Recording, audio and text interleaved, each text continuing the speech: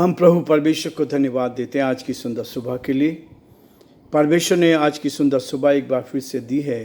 हम परमेश्वर पिता को दिल की गहराई से धन्यवाद देते हैं और ये मौका दिया है कि हम आज के दिन परमेश्वर के चरणों में आकर अपने दिन की शुरुआत कर सकें। प्रियो, मैं आप सभी का स्वागत और वेलकम करता हूँ living Christian movement fellowship ministry Jaipur Rajasthan में। प्रभु आप सबको बहुत बड़ी बरकत दे, आशीष दे और आज का दिन आपके लिए आशीषमय बने। सप्ताह का आखिरी दिन कार्य की दृष्टि से परमेश्वर का धन्यवाद करते हैं कि आज शनिवार का दिन है, सैटरडे है और परमेश्वर ने आज दिन तक हमारी मदद की। सोमवार से लेकर आज तक परमेश्वर हमारे साथ रहा। एक एक दिन हम आगे बढ़ते गए। बहुत सारी बाधाएं आती हैं, समस्या आती हैं जिससे कि हम इस डिवोशन को ना शेयर कर सकें, लेकिन परमेश्वर का धन्यवाद करता हूँ आप सबके गहरे प्रेम के लिए कि इन दिनों में हम देख रहे हैं कि बहुत सारे भाई बहन इस YouTube चैनल को देख रहे हैं और मैं भी इस बात के लिए परमेश्वर का धन्यवाद करता हूँ।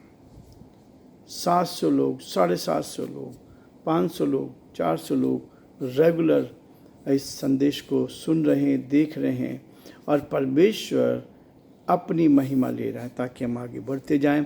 और मैं आपसे निवेदन करना चाहता हूं कि आप सब्सक्राइब भी करें ताकि बहुत सारे लोग और अधिक एक दूसरे के साथ जुड़ सकें और परमेश्वर की महिमा करें। प्रियो, आज एक विषय को लेकर हम चलना चाहते हैं। परमेश्वर का वचन कहता है कई बार हम विलंब करते हैं, समय की वैल्यू नहीं समझते, लेकिन विलंब कर देते हैं। परमेश्वर का वचन मुझे और आपको इस बात के लिए प्रेरित करता है ताकि हम परमेश्वर के साथ बढ़कर उसकी महिमा करें।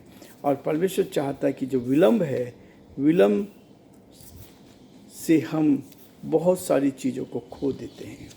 परमेश्वर का वचन मुझे और आपको इसी के लिए प्रेरित करता है कि जब विलंब होता है, किसी समय में हम विलंब करते हैं तो हम अपनी कई चीज़ों को खो देते हैं। और इसलिए प्रियो, परमेश्वर का वचन मुझे और आपको इस बात के लिए आह्वान करता है, आगे बढ़ाता है ताकि हम अपने समय में देखिए नीति वचन उसका 27 अध्याय और उसके 1 पद में सुलेमान कहता है, कल के दिन के विषय में डींग मत मार।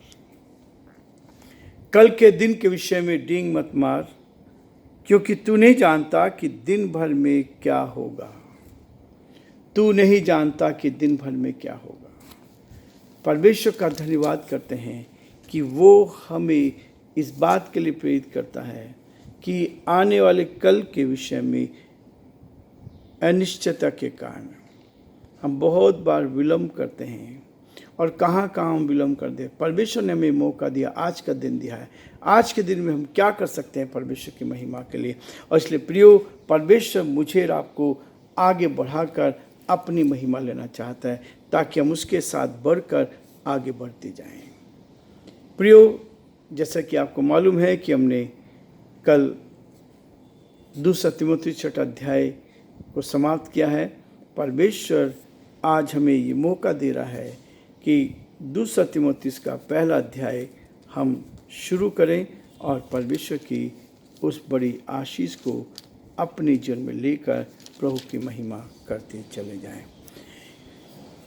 एक पद से मैं आपके लिए पढ़ना चाहूँगा ताकि हम इस वचन की गहराई में भी आगे बढ़ते जाएं। लिखा है, पौलुस की ओर से जो जीवन की प्रतिज्ञा के अनुसार जो मसीह यीशु में है, परमेश्वर की इच्छा में मसीह यीशु का प्रेरित है, प्रिय पुत्र तीमुथियुस के नाम परमेश्वर पिता और हमारे प्रभु यीशु मसीह की ओर से तुम्हें अनुग्रह, दया और शांति मिलती रहे। 3 पद, जिस परमेश्वर की सेवा में अपने बाप दादों की रीति पर शुद्ध विवेक से करता हूँ, उसका धन्यवाद हो कि मैं अपनी प्रार्थनाओं में तुझे लगातार स्मरण करता हूँ। परमेश्वर अपने इस वचन के पढ़े और सुने जाने पर आशीष दे, बरकत दे, ताकि हम इस वचन को लेकर आगे बढ़कर बहुतों के लिए आशीष का कारण बन सके। हम प्रार्थना करेंगे। प्रभु परमेश्वर, हम आपको धन्यवाद देते हैं, आपकी स्तुति करते हैं आज के इस दिन के लिए प्रभु, जो आपने हमारे लिए बनाया। ये दिन प्रभु आपने हमें दिया, इसके लिए धन्यवाद। इस सुबह के लिए धन्यवाद, इस प्रातःकालीन मनन के लिए आपको धन्यवाद कि आपने हमें मौका दिया है कि हम आपके पवित्र सिंहासन के सम्मुख आकर अपने दिन की शुरुआत कर सके, आपके नाम को ऊंचा उठा सके, आपकी बड़ाई कर सके, आपकी स्तुति कर सके। हमारे सभी श्रोताओं के लिए, सारे भाई बहनों के लिए हम प्रार्थना करते हैं, हर एक की मदद कर, हर एक को अपने हाथों में ले। जिनके लिए प्रार्थना हो रही प्रभु, आप उनको छुए, चंगाई दे, ताकि वो स्वस्थ होकर आपकी महिमा कर सके। हमारी प्रार्थना विनती है, हर एक जीवन को अपने हाथों में ले, अपनी उपस्थिति, अपनी निकटता, अपने प्रेम का एहसास दे, ताकि परमेश्वर सारी बातों के द्वारा आदर महिमा आपको मिल सके और आप ही का नाम ऊंचा किया जाए। हम बड़े आदर के साथ अपने प्रदेश राजस्थान को आपके हाथों में सौंपते हैं।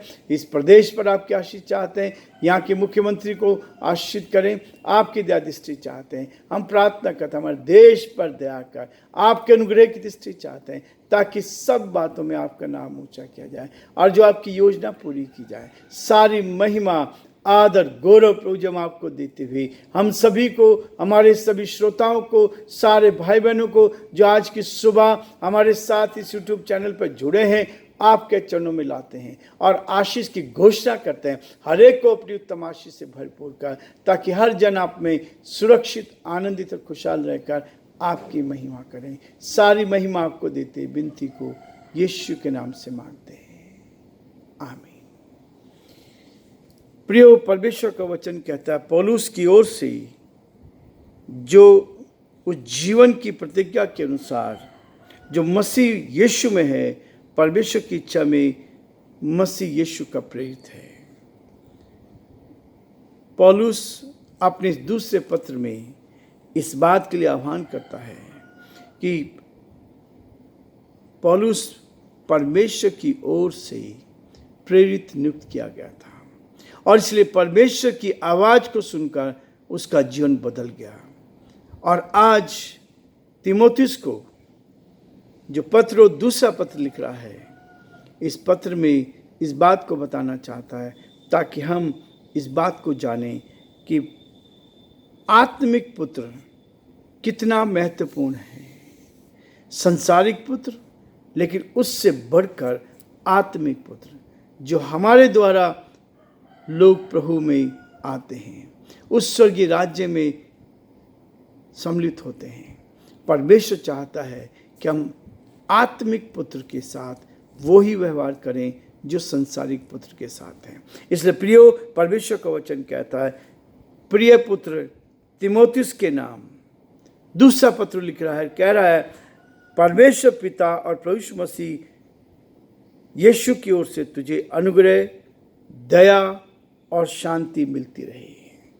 यही हमारी ख्वाहिश होनी चाहिए। हम एक दूसरे के लिए दया के लिए प्रार्थना करें, शांति के लिए प्रार्थना करें, अनुग्रह के लिए प्रार्थना करें, ताकि हमारे द्वारा प्रभु को महिमा मिले।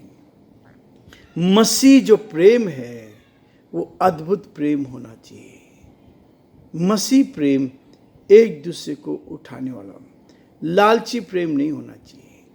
मुझे क्या मिलेगा, क्या मैं ले, मुझे इससे हासिल होगा, लेकिन मसीह प्रेम जो है बिना स्वार्थ का प्यार होता है। परमेश्वर में बरकत देना चाहता है, परमेश्वर हमारे जीवन पर आशीष देना चाहता है, ताकि हम आगे बढ़कर परमेश्वर पिता को धन्यवाद देते चले जाएं। आज जो परमेश्वर की इच्छा है, जो परमेश्वर की योजना है, उसको हम अपने जीवन में पूरा करते चले जाएं। प्रियो, परमेश्वर का वचन कहता है कि हम बहुत बार विलंब करते हैं, डिले करते हैं, लेट हो जाते हैं। कई चीज़ों में चर्च जाना है तो लेट हो जाते हैं, किसी काम में डिले जब हम करते हैं तो उसके लिए कहता है हमें विलंब क्यों नहीं करना चाहिए, हमें ये डिले क्यों नहीं करना चाहिए। इसलिए परमेश्वर का वचन हमने पढ़ा, नीति वचन उसका 27 अध्याय पहले पद में पढ़ा कल के विषय में डींग मत मार, कल के विषय में कि कल के हम दिन ऐसा करेंगे। लेकिन परमेश्वर का वचन कहता है कल का दिन अनिश्चितता का कारण हो। हम इस बात को जानते हैं कि कल का दिन हमें मिलेगा नहीं मिलेगा, इसके लिए हमें नहीं मालूम है। यदि आज का दिन प्रभु ने दिया, इसके लिए धन्यवाद। कल का दिन यदि परमेश्वर देता है तो उसके लिए भी हम धन्यवाद करें कि परमेश्वर तेरा धन्यवाद करते हैं कि आज का दिन आपने दिया है। एक और चीज़ वो कहता है, जीवन की अल्पकालीनता के कारण जीवन बहुत थोड़े समय का है, एक पलक झपकते ही मनुष्य समाप्त हो सकता है, उसके लिए कहता है। इसलिए बार बार प्रभु का वचन मुझे और आपको इस बात के लिए प्रोत्साहित करता है ताकि हम थोड़े समय के लिए इस पृथ्वी पर हैं, थोड़े समय के लिए इस पृथ्वी के ऊपर अपना जीवन व्यतीत करते हैं। लेकिन परमेश्वर चाहता है कि इस थोड़े समय में हम परमेश्वर पिता को हर तरफ से धन्यवाद देते चले जाएं। इसलिए परमेश्वर का वचन कहता है, याकूब उसका 4 अध्याय और उसके 14 पद में स्पष्ट करता है, कहता है, और ये नहीं जानते कि कल क्या होगा। मैं और आप ये नहीं जानते कि कल क्या होगा। सुन तो लो, तुम्हारा जीवन है ही क्या। तुम तो भाप के समान हो जो थोड़ी देर दिखाई देती है फिर लोप हो जाती है। हमारा जीवन क्या है? मेरा और आपका जीवन कैसा है? भाप के समान है, भाप उड़ती है और लोप हो जाती है। प्रियो, परमेश्वर का वचन कहता है हम थोड़े समय के लिए है, और इसी थोड़े समय में कितना हम घमंड करते हैं। विलंब ना करें, हम परमेश्वर के साथ आगे मसीह के आगमन के लिए हम विलंब ना करें। मसीह का आगमन बहुत निकट है और हम डिले करते जाते हैं, सोचते हैं पता नहीं कि इतने सालों से सुन रहे हैं कुछ नहीं हो रहा है। लेकिन परमेश्वर का वचन कहता है कि हम इसमें डिले न, संसार की बिगड़ती स्थिति के कारण डिले ना करें। बहुत बुरी स्थिति है संसार की। हर परिस्थिति में हम देखते हैं कि संसार पूरी दुनिया में तहलका मचा हुआ है, पूरी दुनिया में लोग चिंतित हैं। जो कुछ घटनाएं घट रही हैं उन सब से लोग बहुत चिंतित हैं। इसलिए परमेश्वर का वचन कहता है कि हम बहुत बार परमेश्वर के काम में विलंब करते हैं। व्यक्तिगत उद्धार पाने के लिए हम टाल जाते हैं। परमेश्वर का वचन सुनने के बावजूद भी हम अपने आप को टालने लगते हैं और कई बार अचानक मृत्यु आ जाती है। लेकिन परमेश्वर कहता है हमारा व्यक्तिगत उद्धार यदि हो गया तो हम स्वर्ग के राज्य के वारिस होंगे। इस संसार को छोड़कर जब जाते हैं, परमेश्वर के वचन में संसार के दुष्तंत्र से के पृथक होने में, संसार का जो तंत्र है उससे अलग होने में हम बहुत विलंब करते हैं। हम सोचते हैं कि नहीं, जितना अधिक हम उसमें लिपटते जाएं उतना हमारे लिए फ़ायदेमंद है। लेकिन परमेश्वर का वचन कहता है जिस परमेश्वर की सेवा में अपने बाप दादों की रीति से शुद्ध विवेक से करता हूँ, उसका धन्यवाद हो कि मैं अपनी प्रार्थनाओं में तुझे लगातार स्मरण करता हूँ। हमारे लिए एक दूसरे के लिए प्रार्थना करना बहुत ज़रूरी है। हम एक दूसरे को प्रार्थना में उठाने वाले बन सकें, हम एक दूसरे के लिए चिंता करने वाले बन सकें, हम एक दूसरे को प्रार्थनाओं में याद करते रहें। और यही है हमारा सबसे महत्वपूर्ण चीज़। उसके बाद वो कहता है और तेरे आंसुओं की सुधि कर करके रात दिन तुझसे भेंट करने की लालसा रखता हूँ। रात दिन भेंट करने की लालसा करता हूँ। हमारी इच्छा ऐसी होनी चाहिए कि हम अपने सहकर्मियों के लिए, हम अपने भाई बहनों के लिए, अपने लोगों के लिए रात दिन प्रार्थना करते रहें, ताकि हम परमेश्वर के बड़े हाथ को, परमेश्वर की बड़ी सामर्थ को, परमेश्वर की बड़ी शक्ति को अपने जीवन में देख पाएँ। परमेश्वर हमारी मदद करे। आज हम ये रुकना चाहेंगे, सोमवार के दिन फिर हम परमेश्वर की महिमा करें। कल संडे है, संडे को हम परमेश्वर की आराधना के लिए जाते हैं और मैं सभी को प्रोत्साहन करना चाहूँगा, यदि कहीं चर्च नहीं जा रहे हैं तो जहाँ भी आपका पास का चर्च है जिसमें आप जाएं, संडे का दिन इसलिए है कि हम परमेश्वर की आशीष को प्राप्त करें और परमेश्वर को धन्य कह सकें। प्रभु आप सबको बहुत बड़ी बरकत और आशीष